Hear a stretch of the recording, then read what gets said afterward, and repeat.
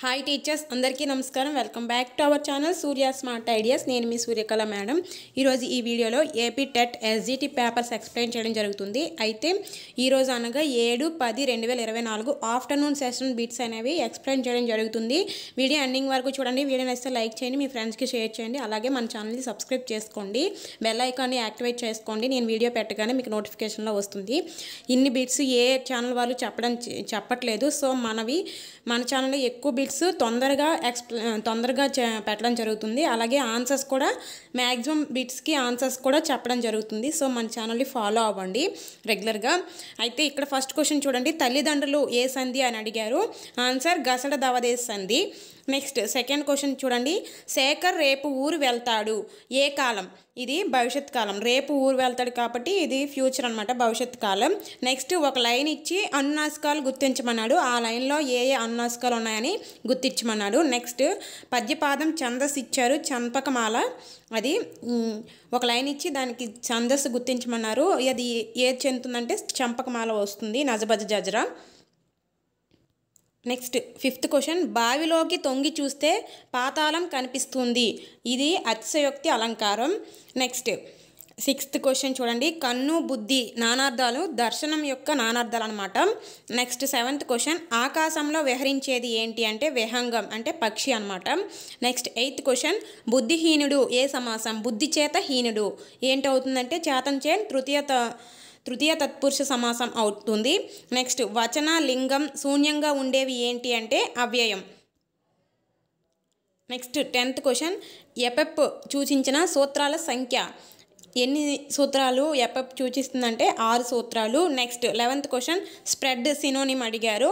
Answer extend. Next 12th question, complex sentence ఇచ్చి దాన్ని compound సెంటెన్స్లోకి మార్చమన్నారు. నెక్స్ట్ కస్టమర్ ఈ స్పెల్లింగ్ అడిగారు. నెక్స్ట్ 14th క్వశ్చన్, సెంటెన్స్ ఇచ్చి ఐడెంటిఫై సింపుల్ ఫ్యూచర్ని సెంటెన్స్ మనము ఐడెంటిఫై చేయాలి.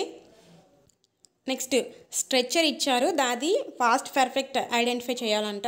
Next 16th question, direct method GT method grammar translation method ఉంటుంది కదా, లోపాలు సవరణ చేసి వచ్చిన మెథడ్ ఏంటంటే బైలింగ్వల్ మెథడ్ అనమాట.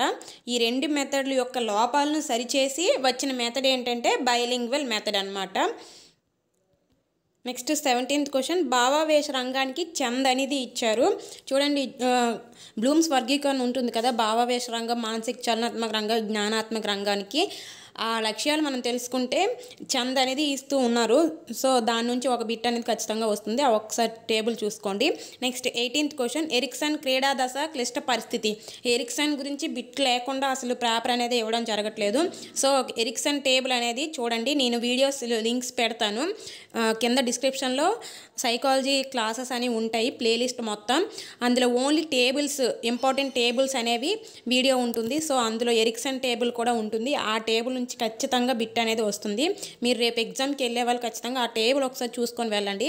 అయితే క్రీడా దశ యొక్క క్లిష్ట పరిస్థితి ఏంటంటే చొరవ, అపరాధం. చొరవ లేదా తప్పు చేశామన్న భావన కూడా వస్తుందన్నమాట. సో క్లిష్ట పరిస్థితి, చొరవ, అపరాధం. Next 19th question, Andhra Kashmir దేన్ని అంటారంటే లంబసింగి.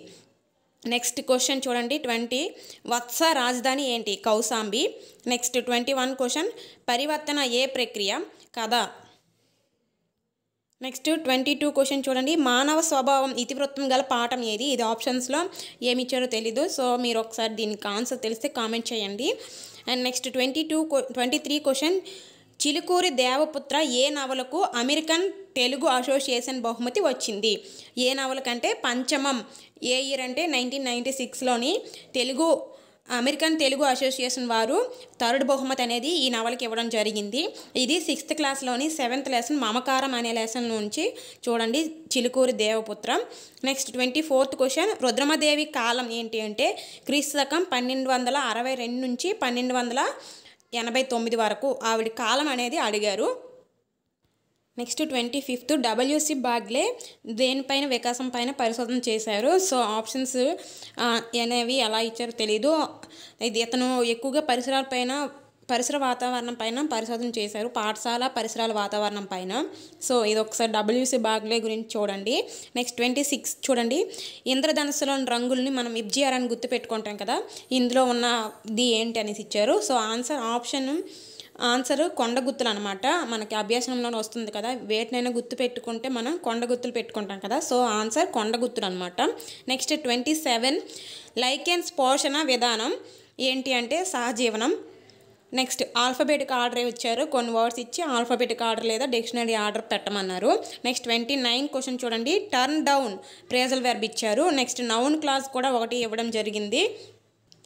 అలాగే 31 చూడండి. ఇండైరెక్ట్ స్పీచ్ డైరెక్ట్ స్పీచ్ అనేది ఒకటి ఇచ్చారు.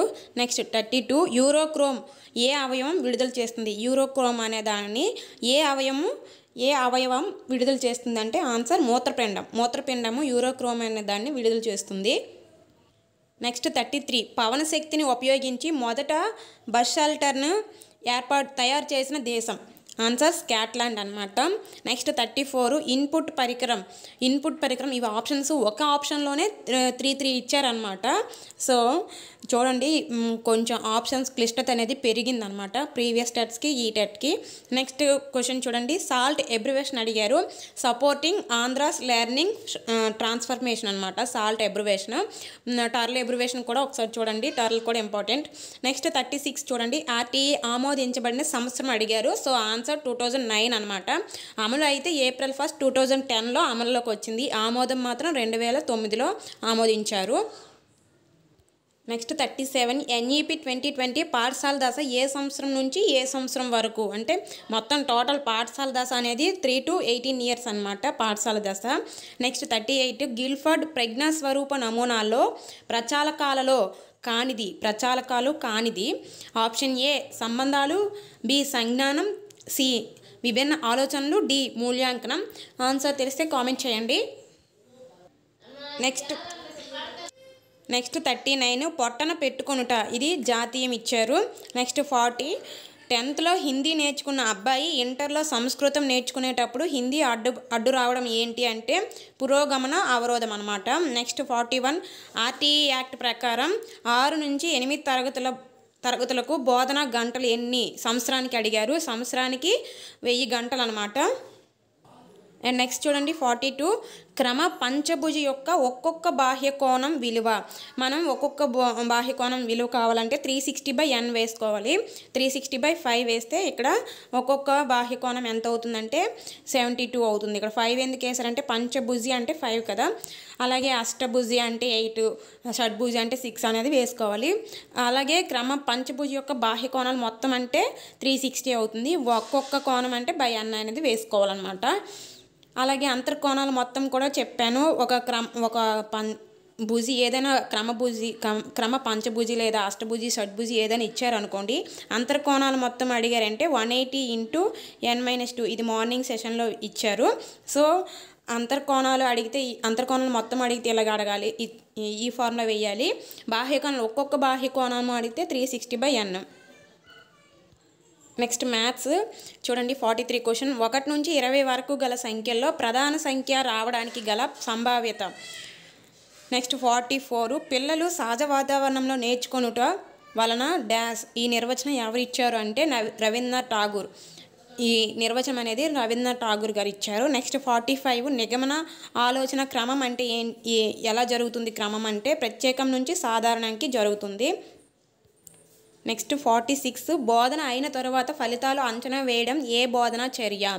నెక్స్ట్ 47 సమబాహు త్రిభుజంకి కర్ణాలు ఎన్ని ఉంటాయని ఇచ్చారు. సో నెక్స్ట్ వీడియోలో మరికొన్ని బిట్స్ అనేవి ఎక్స్ప్లెయిన్ చేయడం జరుగుతుంది. మన ఛానల్ని ఫాలో అవ్వండి. Please do subscribe, like, share and comment.